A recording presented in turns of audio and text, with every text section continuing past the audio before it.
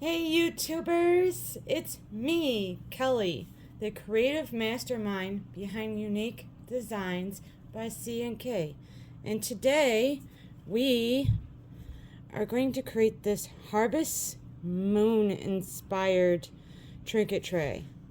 And I'm going to show you how I did everything. Now, before I get started, I used about 195 milliliters of resin to create him. Now, quick tip, if you ever want to know how much resin you need for this to create this, you can fill a mold up and put it in a cup that shows you your milliliters, or you can do it the opposite way and fill your cup up, pour it into the mold with water, and then whatever is left in the cup, you just minus out. You just got to pay attention how much water you put in here. And I know some, in order to get the correct measurements, use a scale. Now, if you're new to resin, scales can get pricey. So my quick way is, normally I just experiment. I just pour, I look at the mold and go, because I've been doing it long enough that I can kind of eyeball my molds and go, he's 300 milliliters.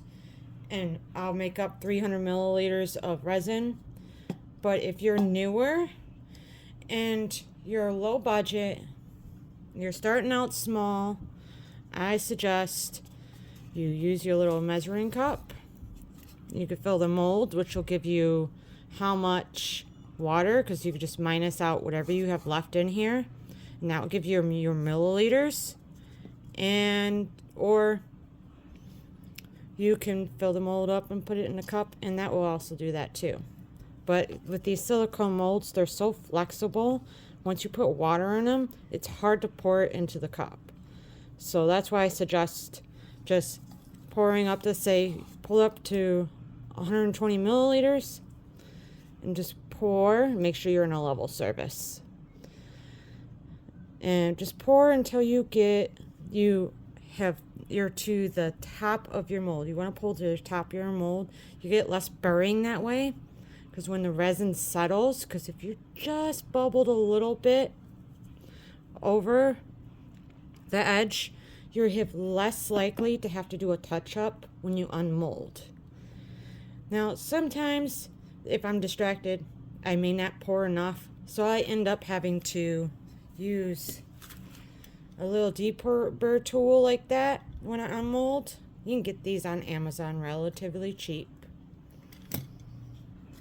Or as you see, my well-used sander for those tough edges. Like if you're using glitter, it's tougher to use the deburr tool, because sometimes that glitter floats to a certain angle, and trying to use it to cut your burr off can be difficult. Usually I just use my sander and just catch the edge, and then I can go through with the deburr tool. But we're going to make him today. And if you're just joining me and you hadn't hit that subscribe button, I highly suggest you do, because I like doing fun stuff with everybody. And once in a while, my children join in.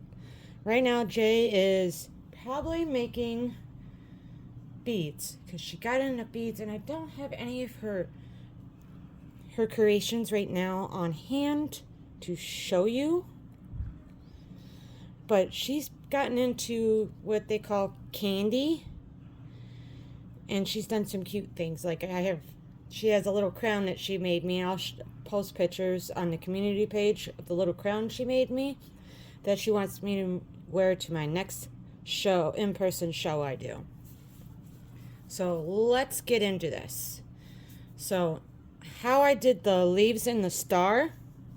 Now don't forget to wear your gloves. I do have one hand with gloves, but I kept this hand bare because I'm dealing with leaf glitter, and it likes to stick to my latex gloves. And then I have leaf glitter everywhere. And it's not fun trying to control it. So what we're going to do is I use rubbing alcohol. As you see, he is very well loved. And I just sprayed on my mold. And the reason I do this, and this was a pro tip I learned in a group I belong to on Facebook. And I go by my maiden name on Facebook, so you can't really find me. I'm kind of private about my family, but I do join these groups to learn. And using the rubbing alcohol was one way I learned to save my mold. I get more pores out of this mold, and it lasts longer using the rubbing alcohol versus heat. So we're going to take a little pinch, just kind of scatter him across this star. Now when you pour the resin in, of course he's going to start, the leaves are going to move. Don't worry about it. Now, like I said, I had to, see, they're already sticking to me. If I had latex gloves on, it would have been worse. Come on, little leaves, off my finger, so I can put my glove on, so we can get to pouring.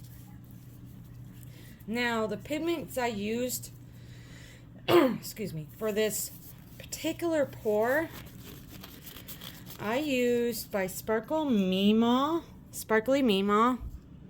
Pumpkin Guts. Now, I don't know if she has any more of this available, but I did get several bottles because I do have this Harvest Moon for sale on all my platforms. So if you don't want to make one your own, you can get it from me. And then for the star, I used Mayspring Dazzling Diamond. Now with this, if you want that translucent look to that star, use it sparingly. I mean sparingly. A little bit goes a long way.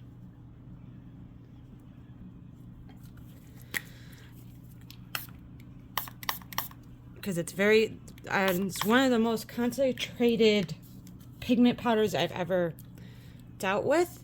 Now, if you heard a little spritz, that was me. I always spray down my resin when I'm getting ready to pour. Now, I start with my moon. I try to pour the outside of the moon before I start the star. But you could, whichever way is more comfortable for you when you're pouring. You can do it either way and still get the same effect. I just prefer to do it this way. So, start here. And I move around the moon. Now don't worry if it starts traveling into the star, because when you do your sparkle,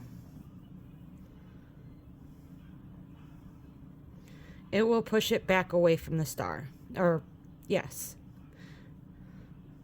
It will push it back away. And I just do this. I just cycle back and forth when I'm doing this, because I want the orange to stay in my moon, and I want my star to be clear because I want all those lovely leaves to show. Now I did 75 milliliters in here for the star.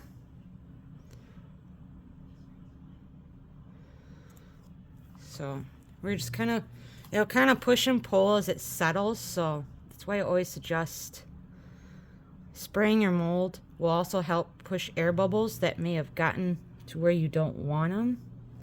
Come on, go in there a little. There we go.